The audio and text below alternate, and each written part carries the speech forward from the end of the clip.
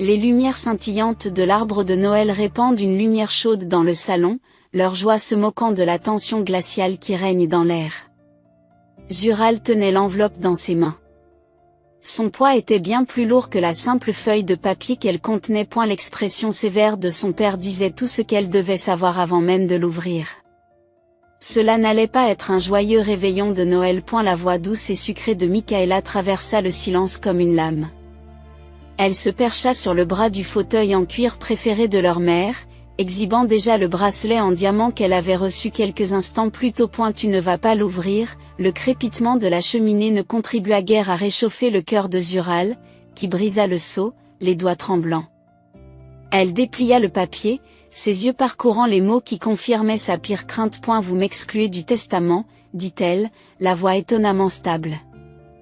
Elle lève les yeux vers sa mère, Vanessa, qui n'a même pas pris la peine de lever les yeux de son verre de vin. C'est mieux ainsi, ma chérie, répondit Vanessa, le ton dégoulinant d'une indifférence bien rodée. Tu as fait tes choix, et nous avons fait les nôtres. Mes choix. Zural laissa échapper un rire creux.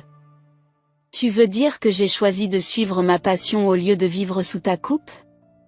Créer ma boulangerie, au lieu de rejoindre l'entreprise familiale. Les lèvres de son père se retroussèrent en un rictus. Une boulangerie, se moque-t-il. Nous avons dépensé une fortune pour ton éducation, et tu la gâches pour faire des petits gâteaux. Ce ne sont pas que des petits gâteaux, rétorque Zural en haussant le ton. C'est mon rêve. Les rêves ne paient pas les factures, a-t-il dit brusquement. Michaela a le sens des responsabilités. Elle s'est déjà fait un nom au sein du cabinet. Michaela sourit, le reflet des lumières du sapin de Noël dansant dans ses yeux. Oh, ne sois pas dramatique. Zural. Tu savais que ça allait arriver. Zural plia soigneusement le papier, ses mains tremblant alors qu'elle se levait. En fait, dit-elle en lissant le devant de sa robe, je m'attendais à mieux de la part de ma famille. Je suis idiote. Où vas-tu? Demanda son père tandis qu'elle prenait son manteau sur le porte-manteau.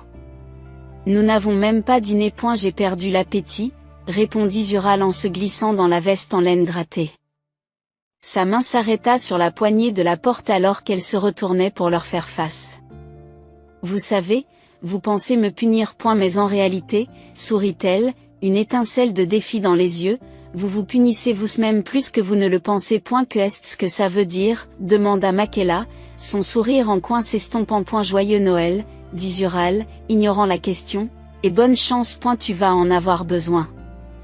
La lourde porte de chêne se referma derrière elle dans un bruit sourd et satisfaisant, étouffant les protestations de son père et les reproches acerbes de sa mère. Dehors, la neige tombait doucement, recouvrant le monde de silence. Zural sortit son téléphone, son souffle étant visible dans l'air glacial de la nuit, tandis qu'elle composait un numéro. Natacha, dit-elle, la voix posée. Oui, c'est fait. Ils ont fait exactement ce que nous attendions. Elle se dirigea vers sa voiture, ses bottes crissant dans la neige fraîche. Non, je vais bien. En fait, je vais mieux que bien. Tu te souviens de ce dont nous avons parlé? Je crois qu'il est en point. À fur et à mesure qu'elle s'éloignait, le manoir familial rétrécissait dans son rétroviseur. Les lumières du sapin de Noël devenaient des taches lointaines, englouties par la nuit enneigée. Son téléphone bourdonna d'un message de Michaela. J'espère que tu es contente de toi. Tu as gâché Noël. Zural sourit en répondant. Au contraire. Frangine. C'est le meilleur cadeau de Noël que j'ai jamais reçu. La liberté. Elle s'engagea sur la route principale, en direction du centre-ville et de l'avenir qu'elle s'était choisi. Certains héritages ne se transmettent pas, pensa-t-elle en regardant la neige effacer les traces de ses pneus. Ils sont construits à partir de rien, tout comme le gâteau parfait. Et la maison de vacances était restée intacte au bord du lac gelé. Son revêtement, autrefois immaculé, était désormais marqué par la saleté et le temps. Zural fit tinter les touches dans sa main, le son traversant l'air vif de l'hiver, comme une mélodie triomphante. Natacha sortit de la voiture en sifflant doucement, son souffle s'embrumant dans le froid. Et ils ont juste oublié que c'était à ton nom. Natacha passa ses doigts sur la balustrade en bois délavé, secouant la tête avec incrédulité. Une maison de vacances entière. Sérieusement, il y a 5 ans. Explique Zural en déverrouillant la porte. Papa l'a mise à mon nom pour des raisons fiscales. Il ne se souvient probablement même pas qu'elle existe. Et la porte s'ouvrit en grinçant, révélant un intérieur figé dans le temps. Des meubles en pin, des décorations nautiques et des cadres de photos poussiéreux racontaient l'histoire d'une famille autrefois unie. Aujourd'hui, cela ressemble plus à un musée de souvenirs dont Zural ne veut plus. Combien pensais-tu que cet endroit vaut? Demande Natacha en jetant un coup d'œil à travers la porte. Demande Natacha en jetant un coup d'œil par les fenêtres qui donnent sur le lac. Zural sort son téléphone et lui montre l'estimation de l'agent immobilier. Natacha écarquille les yeux. C'est incroyable. C'est assez pour ouvrir la boulangerie. Et même plus. Exactement, dit Zural en faisant courir ses doigts sur le comptoir poussiéreux de la cuisine. Le plan qui mijotait au fond de son esprit commença à se concrétiser. La compte, l'équipement, le loyer de la première année, tout ce dont j'ai besoin pour commencer, dit Natacha en souriant. Tes parents vont perdre la tête quand ils vont l'apprendre. Ils ne le feront pas, répondit Zural en balayant une toile d'araignée du coin d'une photo encadrée. Pas avant qu'il ne soit trop tard. Ils me cèdent cette maison en toute légalité. La vente est tout à fait légale. Elle ouvrit le réfrigérateur, grimaçant devant les vieux condiments qu'il contenait. Natacha s'effondra sur un canapé, soulevant un nuage de poussière. Très bien, explique-moi ton plan d'ensemble. C'est simple, dit Zural en faisant les 100 pas. Je vends la maison, j'ouvre la boulangerie du tisserand de rêve et je m'installe en ville. Pendant ce temps, ma famille. Elle s'interrompit, un sourire narquois se dessinant sur ses lèvres. Quoi? Demanda Natacha en se redressant. Et eux? Zural hésita. Puis s'appuya sur le comptoir en croisant les bras. Disons que leur précieuse entreprise ne se porte pas aussi bien qu'ils voudraient le faire croire. Natacha haussa un sourcil. Comment le savez-vous, Brett, dit Zural, se référant à son ancien ami d'université qui travaille maintenant dans la banque commerciale. Il m'a dit que leur dernière demande de prêt n'avait pas été approuvée. Il croule sous les dettes. Natacha laisse échapper un petit sifflement. Alors, non seulement vous financez votre rêve, mais vous le faites pendant que leur empire s'effondre? C'est de la vengeance de haut niveau, ma fille. Et il ne s'agit pas de vengeance, dit Zural, bien que le feu dans ses yeux la trahisse. Il s'agit de faire enfin quelque chose pour moi. Bien sûr, dit Natacha avec un sourire en coin. Comme tu veux. Mais dis-moi quand tu seras prête à admettre qu'il s'agit un peu de vengeance. Au cours des semaines suivantes, Zural travaille en secret. Les agents immobiliers, la paperasserie et les coups de téléphone discrets occupent ses journées. La maison s'est vendue plus rapidement qu'elle ne l'avait prévu. Il s'avère que les propriétés situées au bord d'un lac sont très prisées, même en plein hiver. Un matin, Brett l'a rejoint pour prendre un café et passer en revue son plan d'affaires finalisé. Je dois admettre, dit-il en parcourant les chiffres. Lorsque vous m'en avez parlé pour la première fois, j'ai pensé que vous ne faisiez que vous défouler. Mais ça. Il prend une bouchée du gâteau au miel de lavande qu'elle a apporté. C'est incroyable. Ce n'est même pas ma meilleure recette, dit Zural en sortant son ordinateur portable. Elle lui montra l'emplacement qu'elle avait choisi pour sa boulangerie, un espace confortable au cœur du centre-ville. Qu'en pensez-vous? Beaucoup de passages, un loyer raisonnable, dit Brett en hochant la tête. Vous avez fait vos devoirs. Mais était-ce-vous sûr de vouloir brûler ce pont avec vos familles? Ils l'ont brûlé en premier, dit Zural en fermant son ordinateur portable. Puis, il ne s'agit plus d'eux. Il s'agit de ma vie. Mais au fond d'elle-même, elle ne pouvait nier la satisfaction qu'elle ressentait. La vente de la maison n'était pas seulement un pas vers son rêve. C'était la première étape d'un jeu auquel sa famille ne savait même pas qu'elle jouait. Les clés de la vitrine du centre-ville tintent dans la main de Zural, qui se tient devant l'étroit bâtiment de briques.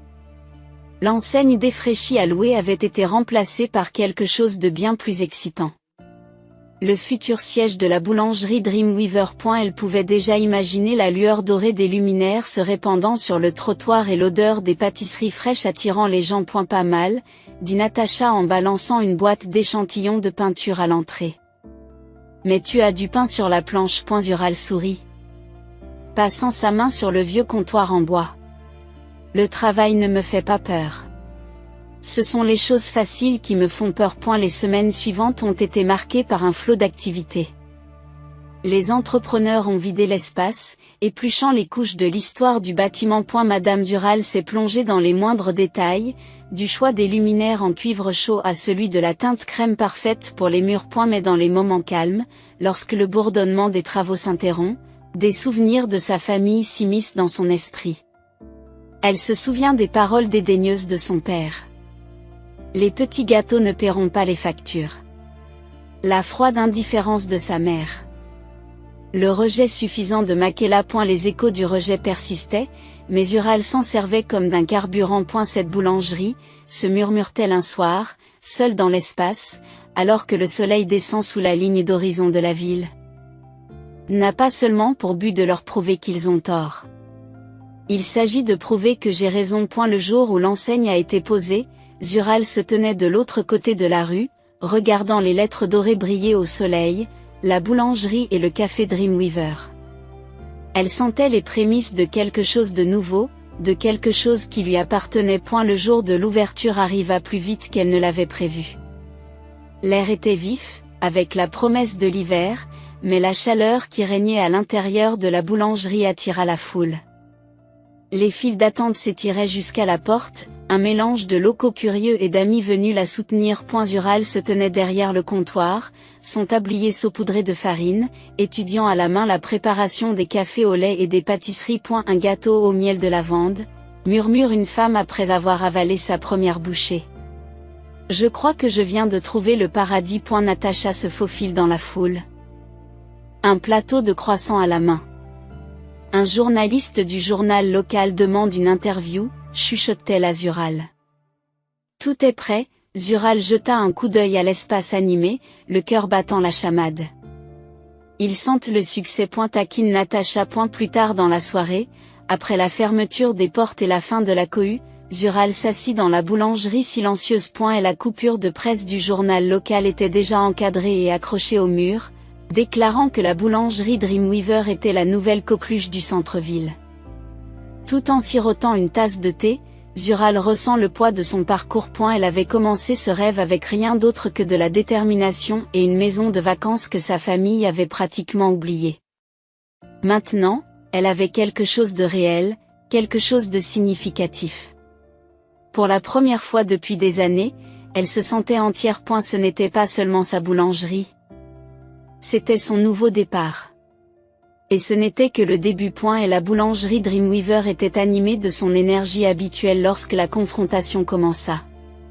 Zural se tenait au comptoir, les mains saupoudrées de farine, en train d'ajouter des roses à un gâteau de mariage lorsque la sonnette de la porte retentit. Elle leva les yeux pour voir ses parents entrer, leur présence contrastant fortement avec l'atmosphère chaleureuse et accueillante. Les épaules fières de son père semblaient s'affaisser sous un poids invisible, et les cheveux parfaitement coiffés de sa mère ne parvenaient pas à masquer la tension sur son visage. Zural, dit son père, d'une voix basse mais ferme. Il faut qu'on parle. Je suis occupé, répondit Zural froidement, sans lever les yeux de son travail. Et il ne s'agit pas d'une visite de courtoisie, dit sa mère, le ton teinté de désespoir. Il s'agit de l'entreprise. Zural marqua une pause, posa la poche à douille et s'essuya les mains sur son tablier.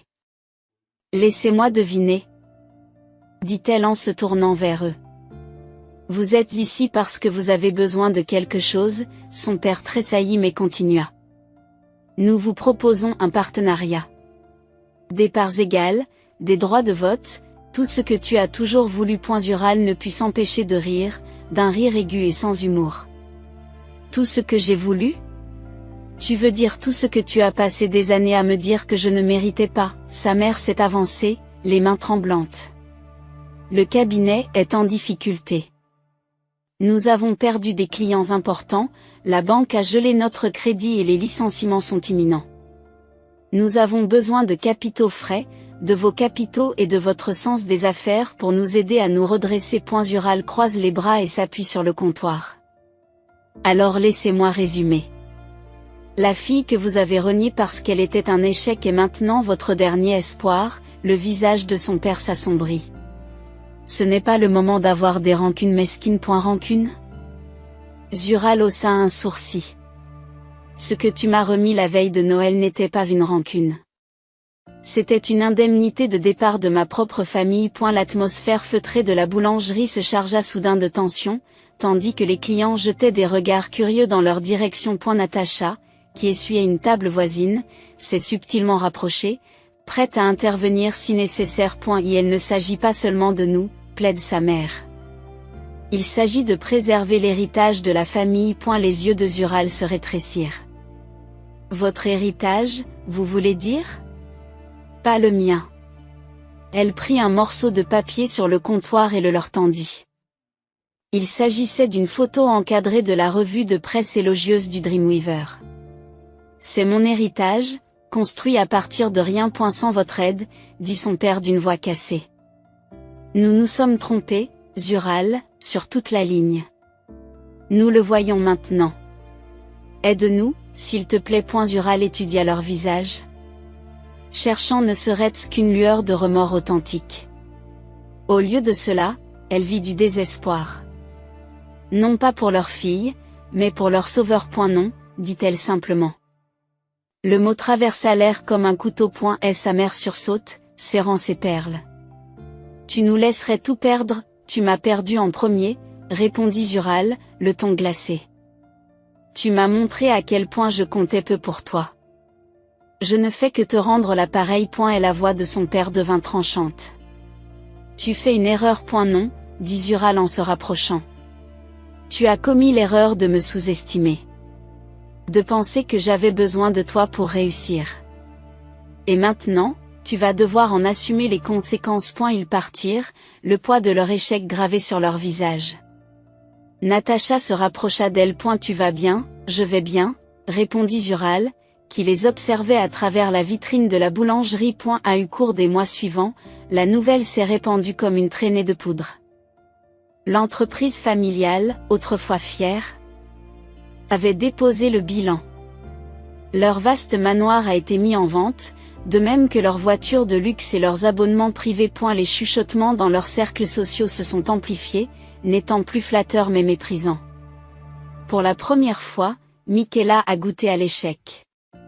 L'effondrement de l'entreprise l'a laissé sans emploi, sa façade soigneusement construite se fissurant sous le poids de la réalité. Et la fille en or de la veille de Noël se contente désormais d'un travail temporaire, son amertume à l'égard de Zural augmentant à chaque échec. Leurs parents ont emménagé dans un modeste appartement, leur statut social étant réduit en cendres. Vanessa et Henry, autrefois intouchables, sont devenus des exemples d'arrogance et d'orgueil. Malgré tout, Zural a prospéré, sa boulangerie s'est transformée en empire. Alors que sa famille s'effondre, elle reste debout, prouvant au monde et à elle-même que certains héritages ne se transmettent pas. Il se mérite. L'affluence du matin à la boulangerie Dreamweaver venait de commencer lorsque Zural aperçut Michaela à l'extérieur. Son manteau de créateur, autrefois impeccable, avait été remplacé par une veste pratique et légèrement usée. Elle semblait nerveuse, se déplaçant d'un pied sur l'autre en regardant par la fenêtre. Zural ouvrit la porte. Michaela? Que fais-tu ici? demanda-t-elle. Michaela hésita. L'incertitude avait remplacé l'assurance habituelle. Je veux te parler. Tu as une minute? demanda Michaela. Zural croisa les bras. Fais vite. Michaela déglutit difficilement. J'ai besoin d'un travail. Les mots restèrent en suspens et Zural ne put s'empêcher de cligner des yeux de surprise. Michaela, qui s'était moquée d'elle parce qu'elle poursuivait son rêve, se tenait maintenant devant elle pour lui demander de l'aide. Tu es sérieuse? demanda Zural en haussant un sourcil. Oui, dit Michaela avec fermeté. J'ai réfléchi à ce que tu as dit, à l'idée de faire mes preuves, de gagner quelque chose pour une fois. Zural étudia le visage de sa sœur, à la recherche d'une quelconque manipulation ou d'une arrière-pensée. Mais tout ce qu'elle vit, C'est un véritable épuisement et une détermination sans faille. D'accord, dit Zural en s'écartant pour la laisser entrer. Mais tu commences au bas de l'échelle. Pas de traitement de faveur. Je ne m'attendais pas à autre chose, répondit Michaela. Bien, dit Zural en lui donnant un tablier. Commence par essuyer les tables.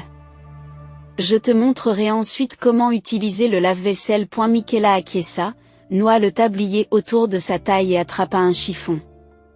Ses mains parfaitement manucurées, peu habituées à un travail difficile, tremblaient tandis qu'elle récurait les tables. À la fin de la première heure, ses articulations étaient rouges et à vif, et son visage luisait de sueur. Tu vas bien?